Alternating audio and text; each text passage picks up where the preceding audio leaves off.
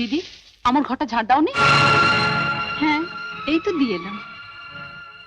কি হয়েছে মেজ বউ? দেখুন না মা, যেই আমি একটু বাথরুমে গেছি অমনি সুযোগ বুঝে আমার ঘরটাতে ঝাঁটা বুলিয়ে পালিয়ে এসেছে।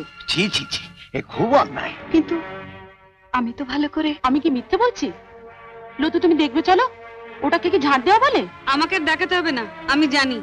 কদিন আগে আমার ঝিটে আসেনি, ওকে কটা কই মাছ কাটতে দিয়েছিলাম, তার আঁশটা পর্যন্ত ছাড়াইনি। এত বড় ফাঁকিবাজ। মা দেখুন, আমার রোজ রোজ এই খিটিমিটি ভালো লাগে না। দেবার বেলা আমরা তো কিছু কম টাকা দিই না। আপনি বরং আমার কাজের জন্য আর একটা ঝি রেখে দিন। কেন? ও থাকতে আরেকটা ঝি রাখবো কেন? ও তাহলে সারাদিন কি করবে? বসে বসে গিলবে? বড়দা কম টাকা দেয়, কোথায় খেটে খুটে পুষিয়ে দেবে তা না। যাও, ওর ঘরটা ভালো করে ঝাড় দিয়ে পরিষ্কার করে দিয়ে এসো, যাও। ওকে তো পাঠালে, কিন্তু পরিষ্কার কি হবে? কেন হবে না? কেন? ঝাড় দিলে তো ঘরের ময়লা সাফ হবে, কিন্তু তোমার মেজে বউয়ের মনে যে ময়লা জমেছে, শতবার ঝাড় দিলে তো সে ময়লা সাফ হবে না, যদি না ওকে ঝেঁটিয়ে বার করে দেওয়া হয়। আজ আসুক আপনার মেজর ছেলে, আসুক। কি বাবা তোমাকে এত বড় কথা বলেছেন?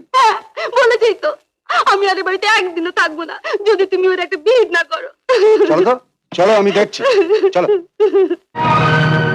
বাবা এসে গেছিস? আমি তো ভাবছিলাম এত দেরি করছিস কেন? তোর বউ তো আবার লাগাবার ব্যাপারে বেশি সময় নেয় না। যাও না, বলো না। এসব কি শুনছি বাবা? কি শুনছ? আমার ঝি হওয়ার যে যোগ্য নয়, তার হয়ে বাবা আমাকে গালমন্দ করেছেন, বা সাক্ষী আছেন। আমার ভুল হয়ে গেছে। তাহলে সবার সামনে আপনি স্বীকার করছেন আপনার ভুল হয়েছে? হ্যাঁ, আমি তো অন্ধ, চোখে দেখতে পাই না। আমি বুঝতে পারিনি তোমার গালটা কোথায় ছিল। আমার তখন উচিত ছিল তোমার গালে একটা ঠাস করে চড় মারা। আমি তা মারতে পারিনি। ভুল তো আমার হয়েছেই। শুনলে মা, শুনলে?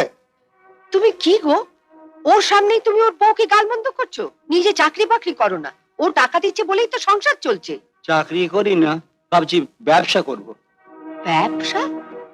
তুমি চোখে দেখতে পাও না, তুমি আবার কিসের ব্যবসা করবে? ভেড়া বেচবো। ভেড়া? ভেড়া বেচবে? আমাদের বাড়ির পাশে একটা মাংসের দোকান আছে, শুনেছি ওরা ভেড়া কেনা বেচা করে। কাল ওদের মালিককে ডেকে নিয়ে তোমার মেজর ছেলেকে দেখাবো। আমার মনে হয় ওদের 4 পেয়ে ভেড়া আছে, তোমার 2 পেয়ে ভেড়ার দাম ওরা বেশি দেবে। তুমি আমাকে ভেড়া বললে? ও, তুমি বুঝি দেখেছো ও দোকানে পাঁঠাও বিক্রি হয়? তা বাবা, তোমাকে পাঁঠা বললে তুমি কি বেশি খুশি হতে? মা তুমি শুনলে? সব এই হতচ্চারির জন্য।